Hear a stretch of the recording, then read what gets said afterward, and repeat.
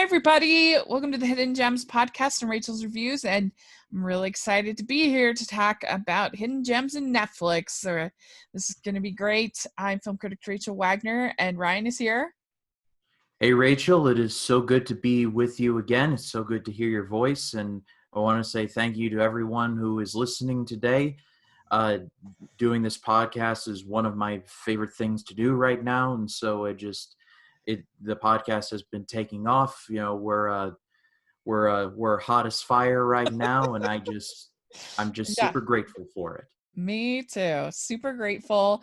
And we had the opportunity this last week to be on Jim Gizrael's channel over at his channel and to give some HBO Max recommendations. So that was pretty fun.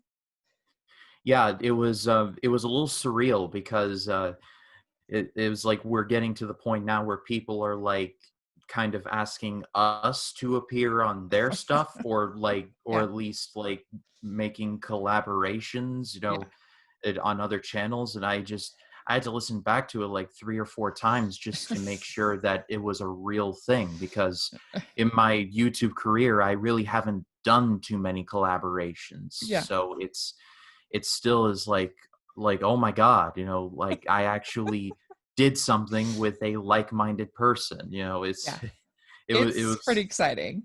And like, so we'll have the link for that in the description. You all need to check out Jim's channel. You should all be subscribed to him because he's really cool and very chill and gives great reviews. And yeah, and y'all need to be collabing with Ryan. Let's get this going. Let's do this because he's great and a really fun person to collab with.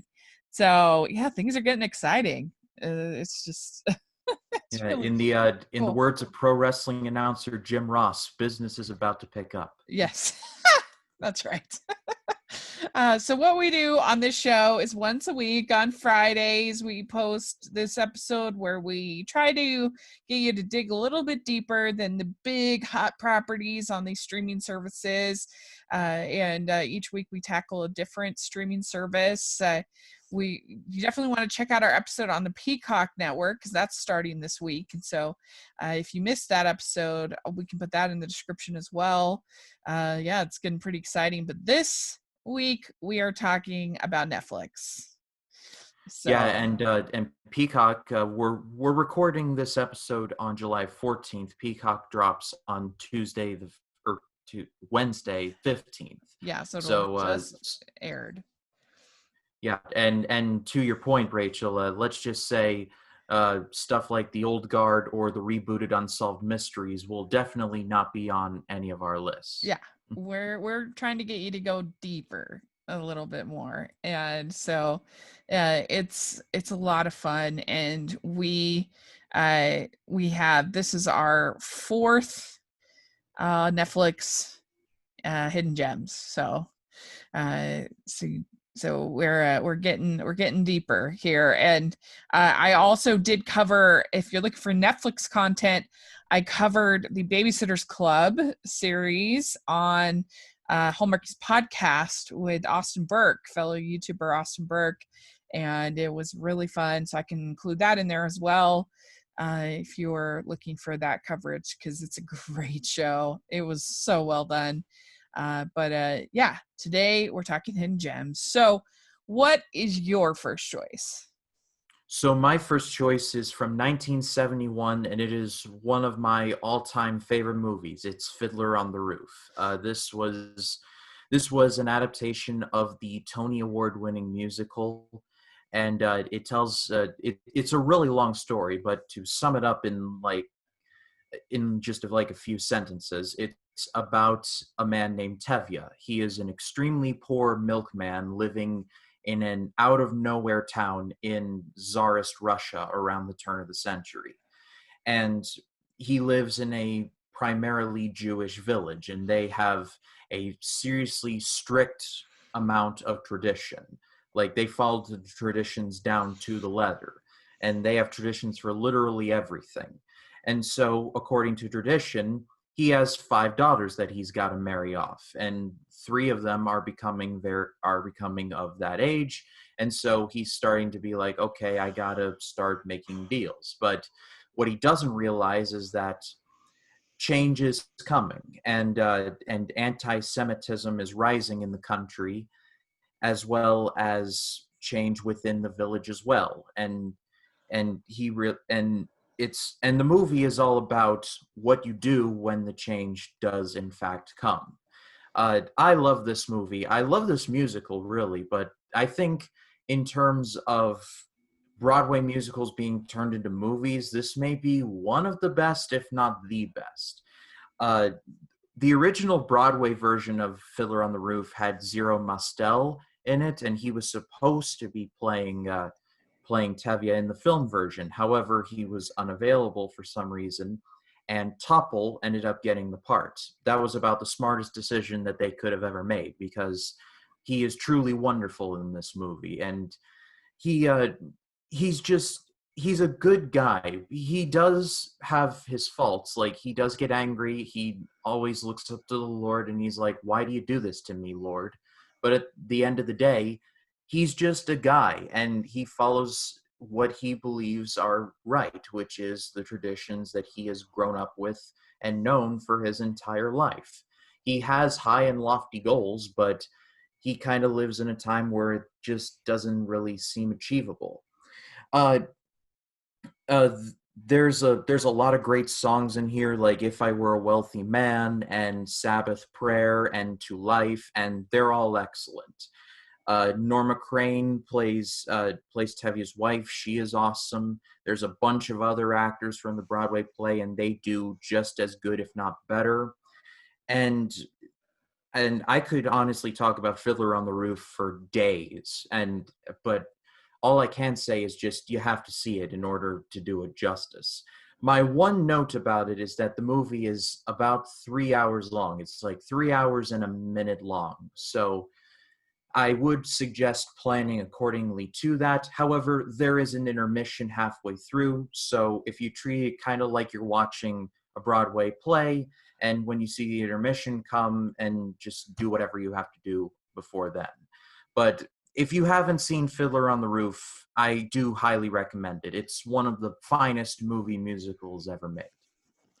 Yeah, I think you sold it very, very well. I think what makes it right what I think what makes it interesting for typical non-musical fans is that it's a very natural style of singing, all at least all of Tevye's songs, where he's just kind of he's just sort of talking and singing at the same time. Like he'll just be kind of like if I were a rich man, and just sort of the way that you kind of sometimes hum a little ditty under your breath is sort of the more kind of style of his. I'm sure there's a correct name for that kind of singing. But anyway, he breaks the fourth wall a lot. He talks to the audience. He really brings you in a way that you typically don't see in musicals, and that I think makes it very easy to watch. Makes it very, very watchable, and his interactions with his daughters is very easy to relate to, and also even with his wife, and it can be quite funny, it can be quite ridiculous, but then also quite sweet. Yeah, I absolutely love this musical. I was actually considering putting it on my list, and then I saw it was on your list, so it was perfect. Yeah, And and despite the fact that the movie's 3 hours long, it's also incredibly efficient, yeah, especially in the opening song tradition. You know, you get the vibe of the movie literally like within seconds. You learn everything that you have to learn, including who the villagers are, who the rabbi is, about the Russians and their very strict policy of "we don't bother them," and so far they haven't bothered us. That doesn't last long, by the way, but there that is. It's 3 hours long, but there's not a ton of time wasted. Everything is delivered efficiently and to the point. It's not like let's lollygag around. No, it's like here's what you need to know, and it carries throughout the rest. And one more note before we move on: this movie actually has some of my favorite like one-liners ever. You know, uh, when some of the villagers, you know, are learning about Russians evicting Jews from a certain village near them. One of them is like, "May the Russians grow up with like onions with their heads in the ground. Amen." And I'm just like, wow, you clearly have some stones.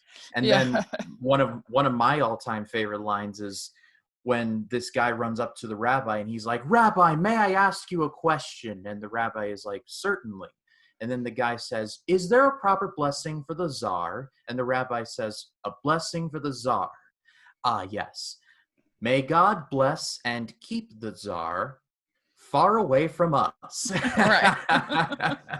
Yeah. it, it's And just there so there many great lines. yeah, and there's hardly a bad song in the bunch. I mean, probably maybe the weakest song is the Wonder, Wonder, Miracle, Miracles is probably the cheesiest song of the bunch. But I don't know. I love the song when he's trying to trick his wife into believe into Oh, that whole into number in the movie is absolutely yeah. nuts. Yeah. Like it just turns into this whole big David Lynch style dream sequence, and you're like, wait a minute, it's been so matter of fact. Where did this come from? Yeah. Like, why is this old ghost woman yelling at me? Yeah, it's so good. And I love matchmaker, matchmaker, make me a match, tie me Find a me a fine, find, catch catch me me a a catch. catch. So good.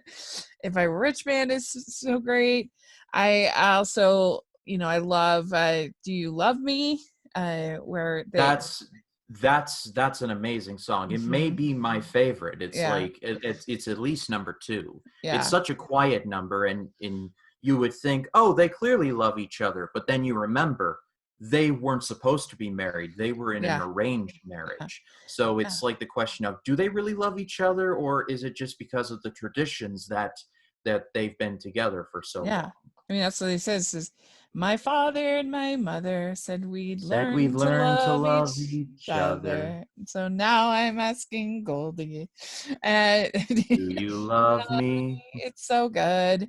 And the ending is tragic and Oh I God, the ending is heart-wrenching, especially the line from Laser Wolf when he asks Tevye where they're going, and and he says, "New York, America. I have a brother there." And Tevye is like, "Oh, well, that's nice." And Laser's like, "I hate him, but yeah, he's family, and that's all we have right now." I'm like, Jesus, because Laser yeah, Wolf is a fairly affluent man, especially in Anatevka, which is a very like dirt poor town, and just for him to lose everything like that, it just wow, it's heavy stuff. right. I also love the whole sequence with Chavala when she makes her decision and you see a little bird, Chavala, and he finally reaches the point where he says, "No, no other hand. He can't bend that far."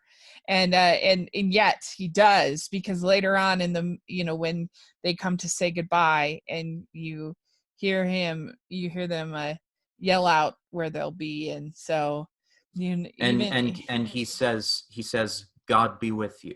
yeah, yeah. So it's a great film, one of my favorites. So yeah, wonderful. I think it's a really, really good adaptation of the musical. If you like the musical, then I think you'll like it. And I think that even if you don't love musicals, I think it might be one that you like. So good choice. Very good choice. All right. Well, uh I'll do one of my more, since that choice has a lot of gravitas to it. I'll do one of my more gravitas picks as well.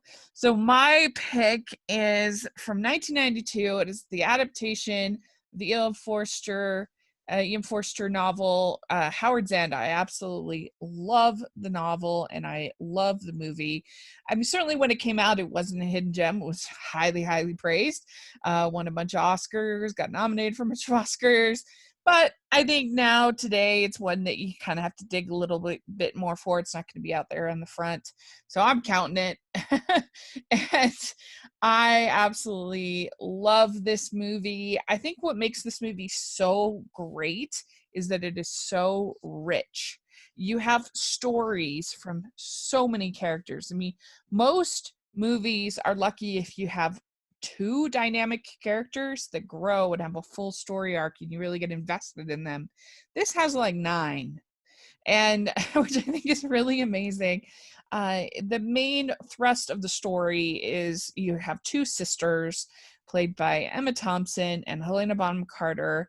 They are the Schlegel sisters, and they consider themselves very sort of contemporary, progressive, uh, educated women in their time. That this was set, and they think that they can kind of intermix between the different classes, and that they, because they're educated, that they can kind of be equal and treat everybody the same. Well, they end up coming into contact with this family that's very, very, very wealthy, the Wilcoxes. This is in the Victorian era, and so it's like the 1900s, early 1900s, and they meet the Wilcoxes, who have this summer home called Howard's End, and Mr. Wilcox is played by Anthony Hopkins, who is a very traditional capitalist. He understands the different roles of the different classes, and doesn't see the same thing as the way that that Helen and Margaret do. And so then they get to know this family of workers called the Bass, and the different roles of these different classes, and as they try to mingle, and kind of puts the test of this sort of progressive mindset of these educated sisters to the test. Like, who's right? Are the Wilcoxes right? Are the Bass right? Are the Schlegels right? And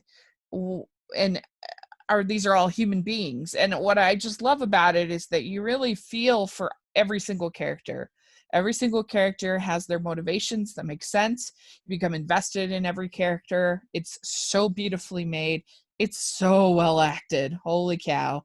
I mean, there's a moment where where Mr. Wilcox, Anthony Hopkins' character, starts to cry.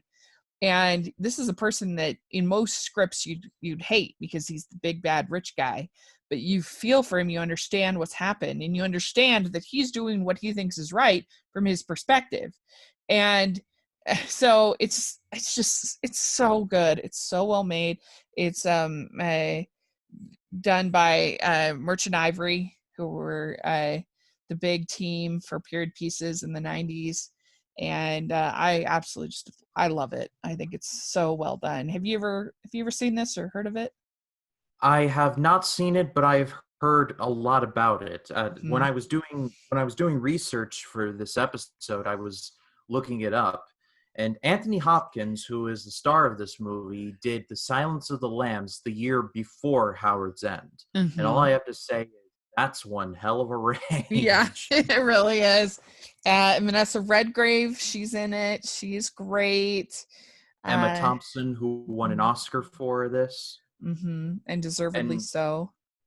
so yeah, it stars a lot of people that I like or love, so I really have no excuse not to Mhm. watch it at this point. Yeah, and I love the book, and I love the movie. So they really nailed it. They did a great job, and they did a recent version of it with Haley Atwell for the BBC that was also pretty good. So That's interesting. That Howard's End starring Agent Carter. yeah. I would not have painted that, but there you go. Yeah, it wasn't half bad. It really wasn't. So so what's your next pick? So my next pick is from 2018, so it's pretty recent, and it's a comedy special. It is from the comedian Gabriel Iglesias, and the special is called "I'm Sorry for What I Said When I Was Hungry." I am a big fan of Gabriel Iglesias's. I have been a fan of his since I saw his first special on Comedy Central back in 2007. I think I may have been a little too young to watch it, but there it is. And I've seen all of his other specials leading up to I'm Sorry for What I Said When I Was Hungry, and he's like one of my favorite comics going today. Like right behind guys like Bill Burr and Bert Kreischer and Joe Rogan is Gabriel Iglesias. And he started out kind of like with a bit of a harder edge when he was just starting out, but chalk it up to him becoming a father or losing a ton of weight, but he has definitely toned down since then. So I'm recommending this specific special because it's a very interesting special, and it is very good, but it's also his most toned down version. Some of the bits include how he talks about how all these hotels and convention centers and arenas now have like automatic paper towel dispensers that never work, and automatic soap dispensers that you hold your hand underneath for like 2 minutes and it does nothing, but literally as soon as you walk away, the soap comes out and lands right in the sink because the machines are taking over. And then there are other things where he's trying to get his son a job so he can get him out of the house, and he has a whole bit where he talks about at the time he was on a podcast with Snoop Dogg, and let's just say some grass was involved. So it's definitely got a bit of it's definitely a little mature, but I think older kids can definitely get away with it. It's like it's definitely good for the whole family. And like I said in the beginning, Iglesias started out kind of like on the edge, but now he's gotten a lot. He's matured a lot, and one of the things that I like about him is that I've basically seen from where he was in 2007 all the way up to now, and he's like a completely different comedian now. And so yeah, it's a really really good special. Cool. That's great. I'm like pretty unfamiliar, I have to say, with I've heard the name, but I've never really heard any of his comedy. So I'll have to check it out. It's Yeah, so great when you can find a good one. he's done a lot of voice acting lately. He was in Coco as a supporting player. I can't remember who he was at this second, but he's also been doing a lot of movies recently. Like he had a TV show like I think 3 years ago called uh, I can't remember what it's called at the second, but he's been in TV, he's been in movies, so he's definitely been making the rounds. Yeah, cool. That's great when you can find one that you really really like, one of those stand-ups, because they're few and far between. I mean, a lot of them are just what, not that great. So that's great when you can find one that really makes you laugh. Yeah, and Netflix has been doing a lot of good comedy specials in the past few Hmm. years. Like they've given Joe Rogan a lot of stuff to do. Hmm. Very controversial Dave Chappelle Sticks and Stones, which a lot of people hated, but I absolutely loved. And Bert Kreischer just had a special recently, and that was hysterical. So Netflix definitely has their finger on the pulse of good comedy nowadays. Cool. Great.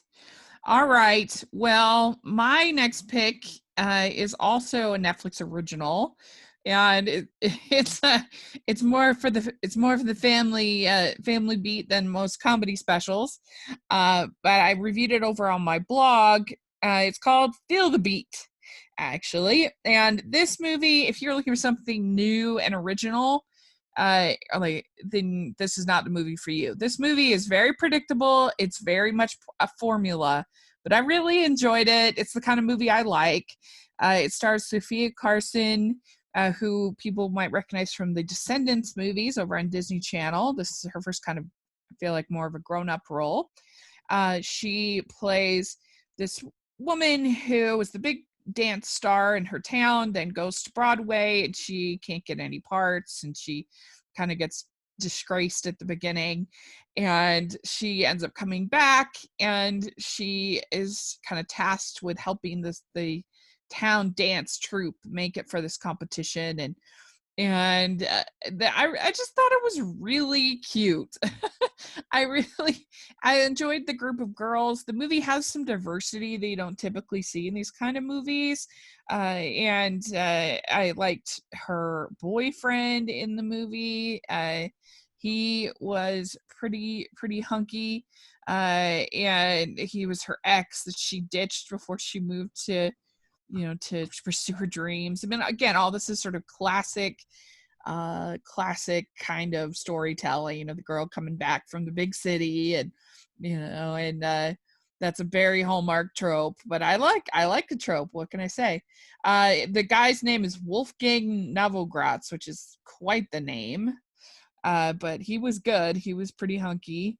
And the dancing, I mean, I could have used even more dancing than what they had, but I still enjoyed it.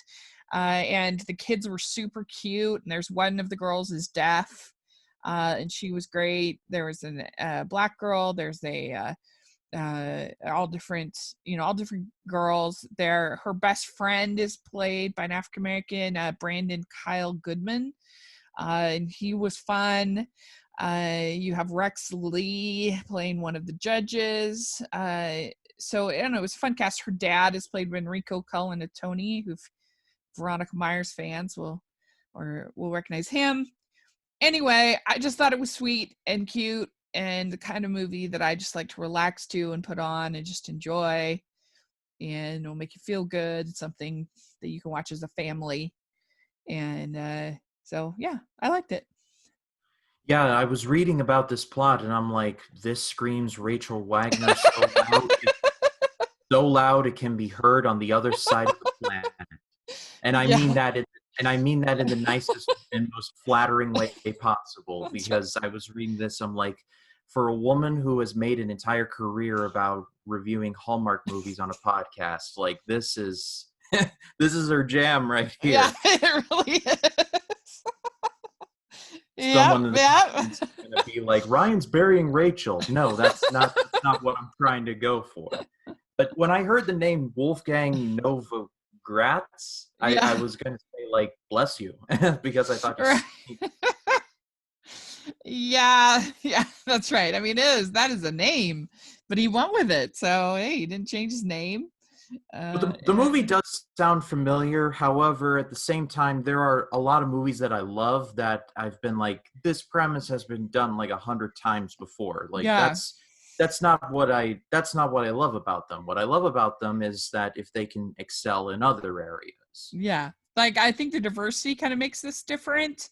Also, typically, I feel like with these kind of dance movies, it's typically not little kids, which is different. Usually it's like the step up movies or things like that's like older. And so that makes it, I think, a little different. And I don't know, it was just charming. I think that we have these formula films because we like the formulas. And sure, it's great when a movie can get out of the formula, but I also think it's great when they can just execute the formula well, and you just sit down and like, yes, just what I like. So Exactly. And yeah. uh and you know the old cliche, we're basically telling the exact same 7 stories. Yeah, that's right. It's directed by a woman, Ellis Down. It was just charming. It was a charming movie. So people should check it out. I think you'll like it. Uh, all right, what's your next pick? So we're going to be taking a hard left away from this kind of movie, and we're going to be talking about monster movies next, because my next choice is from 1981, and it is the OG Clash of the Titans. This is known primarily for one thing, and it is the special effects from special effects legend Ray Harryhausen. Actually, this was Ray Harryhausen's last movie that he worked on before his retirement. It was directed by Desmond Davis and starred Harry Hamlin and Laurence Olivier and Burgess Meredith and a younger looking Maggie Smith. But the star of this movie is absolutely the special effects. These special effects in this movie are definitely freaky. I should let everyone know right now. I saw this movie way too early because when I saw the Medusa for the first time, I was like, oh well, I'm sleeping with my nightlight on tonight. But as I rewatched it over and over again, I definitely grew to appreciate the movie a lot more. It's not based on one Greek myth, it's based on a bunch of Greek myths. Basically, if you want like a good sampling size of a lot of the Greek myths that you've heard about, like the gods and Zeus and Hades and all of that, and the Kraken and Medusa and the river Styx and all of that, then this will definitely give you everything you want. And as I mentioned, these special effects from Ray Harryhausen are they're just wonderful. They hold up even by today's very lofty standards. Uh, Harryhausen was a disciple of Willis O'Brien, who did the effects for King Kong from 1933. And Harryhausen has worked on too many movies to mention, at least in the context of this podcast. But I'll hopefully like to talk about it at a later date. Uh-huh.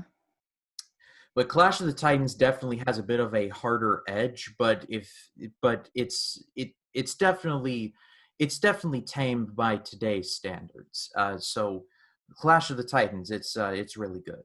Huh. I've never seen it. I mean, obviously I've heard of it, and the Disney remake I heard wasn't very good. Uh, but uh, Yeah, but the don't original, don't watch the Liam Neeson one. yeah, It's not as good. The no, Kraken looks amazing, but the rest of the movie is just not good. yeah, yeah, yeah. I have to see that. I love that old school VFX special effects. Look, I mean, I love King Kong. I think it is such a good movie, and the way they work in sort of stop motion, they work in all different things to make the effects work, as opposed to now where it's pretty much just digital. It's really makes it really fun. So it's cool to find the backstory behind all Yeah, that, I and can't I can't remember if this is on the 1933 King Kong that they released on DVD a while back, or if it's on Peter Jackson's uh-huh, Kong. But if you want something fun to watch, like take a look at this video that Peter Jackson and his crew did, where they tried to do one of the infamous like scenes from the original King Kong that was cut for time reasons. uh-huh, It involves a giant spider, and Jackson and the crew all they had to use was the original techniques that Willis O'Brien and his team used all the way back in the 30s. uh-huh, And to see Peter Jackson, who has made all of the Lord of the Rings movies and They Shall Not Grow Old and just some of the greatest movies using CGI ever, actually struggle is just yeah, it's like a mind-blowing thing, because you're Peter Jackson, you should know this. But he still is like, I can't get this to work, I gotta turn this around. And it's just it's gratifying in the best way possible. yeah. So I think it may be on YouTube, I'm not sure. But if you want to look it up, then it's definitely worth hunting down. Very cool. Great. All right. Well, talk about, I guess, another hard left from Clash of the Titans. My next choice is called A Silent Voice. The Silent Voice, the movie, is the total title. Kone Katachi is the Japanese title. This is an anime film that was released in 2016. A lot of people kind of lump this together with Your Name. It has some similarities because they're both about high school students, but it really is quite different in a lot of ways. It's by director Naoko Yamada, who is a female director which is rapidly becoming more a thing in anime, which makes me excited, makes me happy. This is a long movie for a animated film. It's where does it say? It's over 2 hours, which is really unusual for an animated film, and it's about this. It's 111. You can watch it either it's around, yeah, it's 2 hours 10 minutes is this movie, so it's a long movie, but it's about these two characters. There's a female named there's a female named Shoka, and then there's a male named Shoya. And Shoko, she is deaf, and she goes to school in a new school, and she gets picked on really bad, and that is led by Shoko, who is that is led by Shoya. I'm getting the names all mixed up. Shoya, who's a big bully and destroys her hearing aid, really mean. Then we find years later he is sort of racked with guilt about what he did, and as he tries to kind of make things right, because his life just starts going downhill, and he tries to make it right, and it doesn't absolve him of what he did, but it's just trying to show some kind of humanity in what he did, in him as a human, as a flawed person. And it's just a beautiful, devastating, especially if you're somebody who was bullied as a child like I was. It's very, very devastating, but beautiful. The music is so great. I absolutely love the music, and it definitely could be shorter. It definitely is a slow paced film, but I just absolutely love it. I think it was so wonderful. And definitely, if you're somebody who's interested in anime or open to it at all, I think you should watch it, and see this beautiful human story of redemption. Yeah, I had heard about this movie before, and I was sitting here doing my research, and I was like, wait a minute, where have I heard of this movie before? And I had actually seen a really good review of it. I'm like, oh yeah, I remember this movie, and I had seen clips of it online, but I had never seen the movie all the way through to the end. But it's been in my list forever, and well, I really should get on it, because I was reading over the plot, and as someone who was bullied myself a lot, and someone who has actually made up with one of the bullies that tormented me in elementary school, and we're actually really good friends now. I really should go back and watch it, because with that context in mind, it would be interesting to see how the movie does it. Yeah, I think then you'll really like this movie. It was in my top 10 that year, and it's different than Your Name. A lot of people compare it to Your Name, but because they both have the same kind of high school dynamic. But in this case, this is a lot more personal to their personal journeys, as opposed to sort of having greater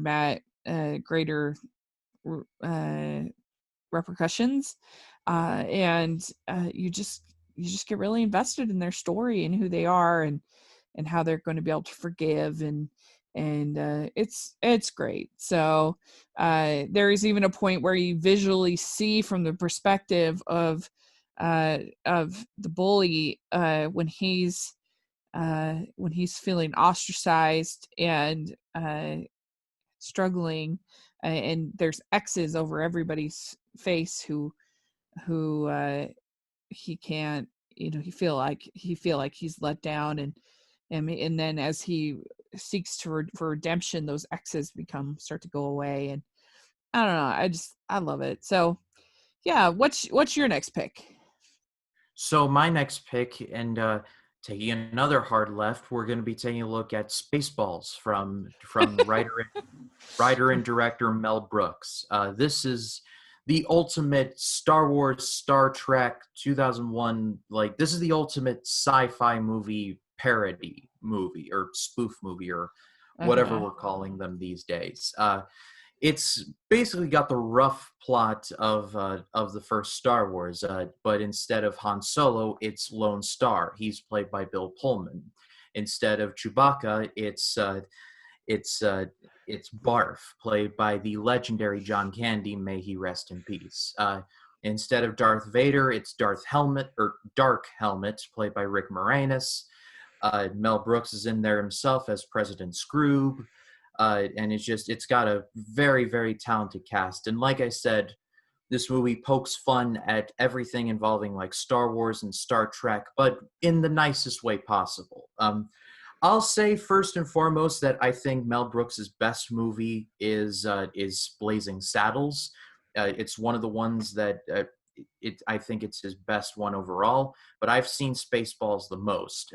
It's especially relevant considering the Disney Star Wars movies that we have now. And just watching it with that context in mind, I'm like, they really should make a Spaceballs 2. Like, they should really make like Spaceballs 2 The Search for More Money, because they have just all of the source material in the world to go off of, off on. They and really they do.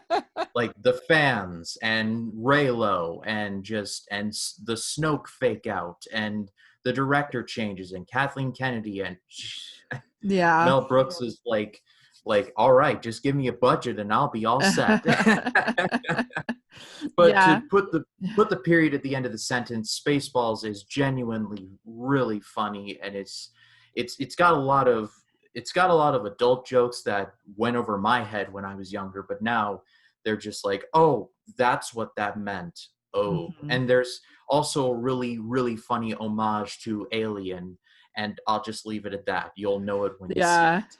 My favorite of Mel Brooks is Young Frankenstein. That's my favorite, but that's another good one. Yeah. Yeah. Oh. Yeah, especially that scene where the blind lady's serving soup, or the blind man. Oh. And pours it on. Yeah, I love that scene so much. But yeah, and Madeline Kahn is just the most hilarious person, I think. Oh. And Igor is unaware that he actually has a hump. Yeah. But yeah, no, I mean, Spaceballs is hilarious. It's surprising to hear that it didn't do all that well as far as critics when it came out, because I don't know, I think it's one of the better parody films that has been made. I think it's really funny. I mean, parody is tough to do. It's very tough to execute well. But I think they do a good job. It's been a while since I've seen it, but I definitely remember laughing quite a bit. So yeah, that's especially true. Parody being a very hard thing to do, considering in the last few years we've gotten Vampires Suck, which is a parody of the Twilight films, and it wasn't even good. Yeah, it was worse than Twilight films. For real. And then we got 50 Shades of Black from the Wayans brothers. Oh my and gosh. That was somehow less entertaining than the thing that they were parodying. How does that work? I don't know. Yeah, for real. Oh my gosh. Well, my fourth pick, and I admit this is totally stretching it as far as hidden gems, but I felt like talking about it, so it's my show, so I can break the rules. So today we're talking about Sleepless in Seattle, one of my favorite quasi-comedies. I'd say it's more dramedy, but I love writer and director Nora Ephron. I think that she had such a great gift for witty banter and working in sort of mini diatribes into her scripts that were so right on and hilarious and thoughtful and thought-provoking. And she's a great essayist. Her books of essays are so wonderful, and she managed to kind of, I think, bring that into a lot of her movies. And I love Sleepless in Seattle for a lot of reasons. Some of my favorite parts about it are kind of its more emotional beats that you have. It's a really great movie talking about grief and living with grief and how we're able to cope. And Tom Hanks, when he's talking to the therapist, because he calls into a therapist, and the therapist bills him as Sleepless in Seattle. She gives him kind of the names, and he's talking about his dead wife, and the way that he talks about her is so emotionally true that I think anybody can relate to when he says, you know, that he she was just everything that uh he could ever want, and she was just walking. They were just sharing it, basically like sharing a cab, and that was all it took for him to know that she was the one. And when he talks about just breathing in, breathing out every day, that's all he can do. And you see Meg Ryan listening, and she's peeling this apple, and just completely like lost in in what he's saying. And they have that sort of spiritual connection, which is always something I really relate to in a film, because I'm a spiritual person, and I love it. I just, I don't know, I could listen to him talking about his experiences all the time. I love Bill Pullman as the other guy, and I love when he says to her, "Life's too, marriage is hard enough without starting with such low expectations." And it's a great. They have a great breakup scene, I think, between them, and he's got all the allergies and everything. um, David Hyde Pierce from Frasier, he's in this. Um, it's just great. I like Rosie O'Donnell is her BFF. I love the whole scene when Rita Wilson and they're crying about had an affair to remember. Um, yeah, it's a great film, so you should watch it. Yeah, this is yet another one that I had always heard about but never had the chance to see. Well, now it's on Netflix, and I really don't have much of an excuse now. Yeah, you should see it. And I honestly watch with a box of tissues, because it'll make you, it has some emotional parts. It really does. So, what's your Yeah. next pick? One more note before we move on. Yeah. Honestly, the most I had ever heard about the movie was that it was in a scene in the movie The Cable Guy with Matthew Oh yeah. Broderick and Jim Carrey, and Jim Carrey was like, "Sleepless in Seattle's on. I recommend that you show that to your wife." Or I can't remember how the scene goes, Uh but huh. that's one of the only times that I remember it from. Oh, okay. Interesting. That's interesting. Yeah, it's really good. It's got a good script. So what's your next pick? So my final choice is from 1997, and it is called Donnie Brasco. This was directed by Mike Newell, who would go on to direct Harry Potter and the Goblet of Fire, among other movies. And this has a lot of things that I love in it. It's got Al Pacino in it. It's got Johnny Depp in it. It's got Michael Madsen in it. And to tie the bow on the present, this is based on a true story. It tells the story of an FBI agent named Joe Pistone or Pistone. I've heard both. He's played by Johnny Depp in a rare non-Jack Sparrow role, and he goes undercover into the mob, and it's run by Al Pacino, who I feel like his career will forever be tied to gangster movies, which, hey, that ain't a bad thing. And slowly but surely, uh, as Donnie Brasco, Pistone kind of becomes sympathetic to the mob cause and starts to kind of lose his footing a little bit. Uh, I wouldn't go so far as to say that Donnie Brasco is like Godfather good or Goodfellas good, but it's still got a lot of great stuff in here. Al Pacino is always awesome in anything that he is in. I mean, maybe except for Grown Ups, but that's a whole nother kit and caboodle. Uh, I don't want to dump too much on Johnny Depp because the stuff with Amber Heard. I used to think I don't want to dump on him too much, but there was a time after he was in Pirates of the Caribbean where he is like, I'm just going to be this character forever, which is why we got Right. Lone Ranger and Dark Shadows and too many to mention. But I think what people forgot was that he can actually be a really great actor in movies like Donnie Brasco or Ed Wood or Edward Scissorhands or just, and there's too many others to name. Black Mass from 2015, which is not on Netflix but is another recommendation there. Uh, it's a bit of a longer movie at just over 2 hours, but it's not like like Irishman length, so you can get through it in one sitting. Uh, Donnie Brasco is definitely one that fell under the radar, and I think absolutely everybody should take a look at it. Yeah, I actually kept bringing this movie up last year with The Irishman because I wasn't a big fan of The Irishman. I don't know. I just felt like it was uh took forever to kind of make its point, and yeah, towards the end it finally kind of had something to say, but I don't know, I didn't think the characters were very interesting in The Irishman.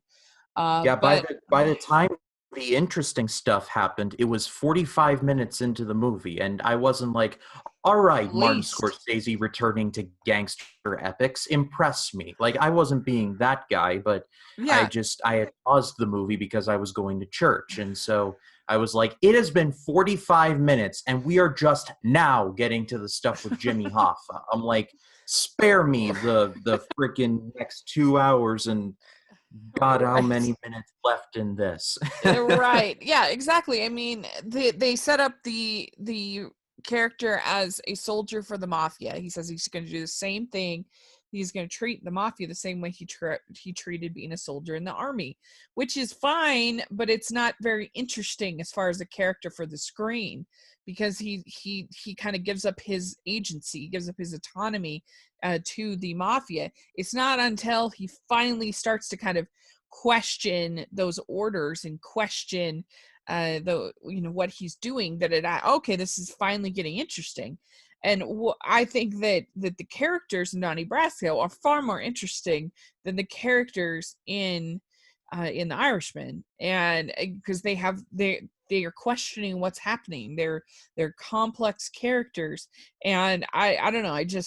It's such a much tighter, better executed story, and I don't think it's given near the credit that it deserves because it doesn't have sort of a flashy name attached to it as far as a director or writer. But I think it's excellent, and I would definitely highly recommend it. And so yeah, it's a really good pick, very well acted.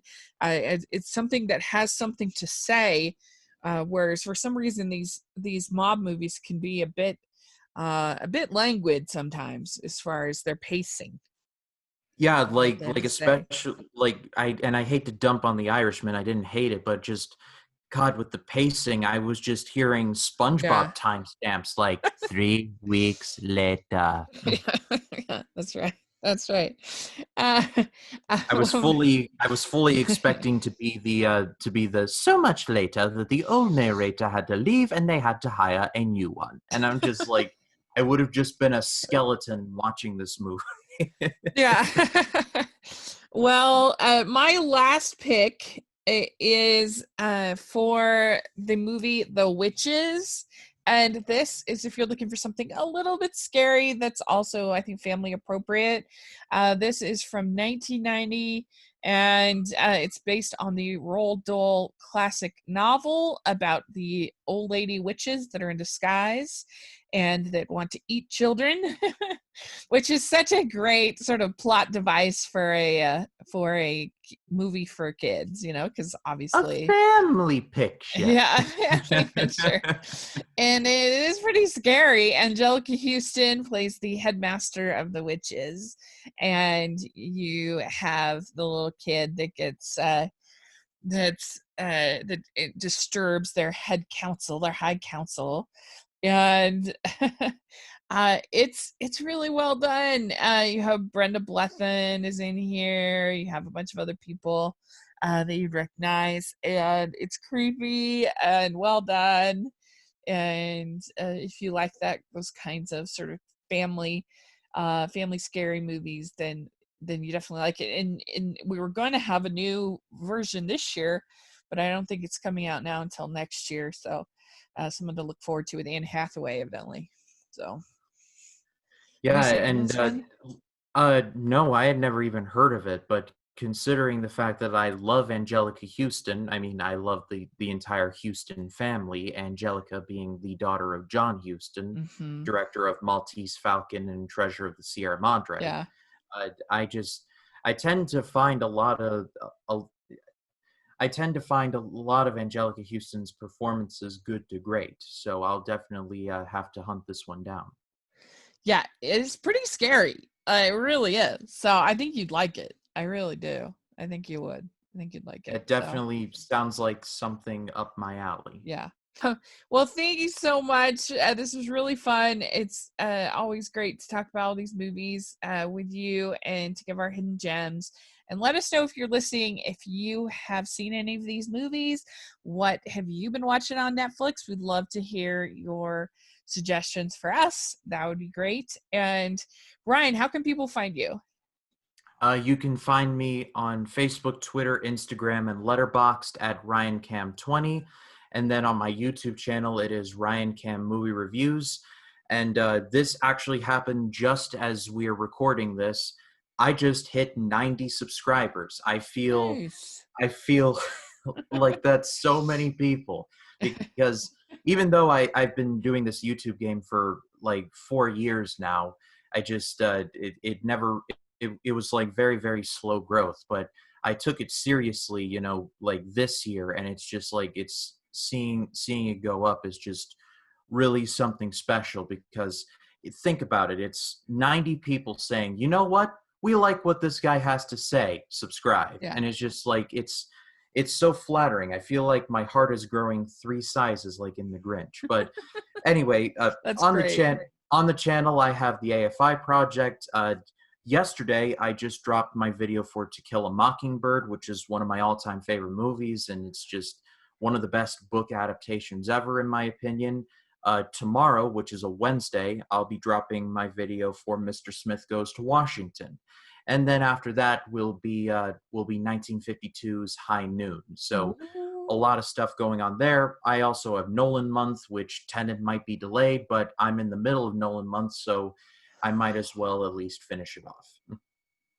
That's great. That all sounds really, really good. I and you can find me at Rachel's Reviews all over social media, iTunes, YouTube, and on Rotten Tomatoes. Please check that out. I have a new review for my latest Barbie review, Barbie: A Fashion Fairy Tale, this week, so check that out. It's pretty fun. And lots of other fun stuff happening. There's also at the Hallmarkies podcast, we have a ton of fun stuff this week, so make sure you're checked into there.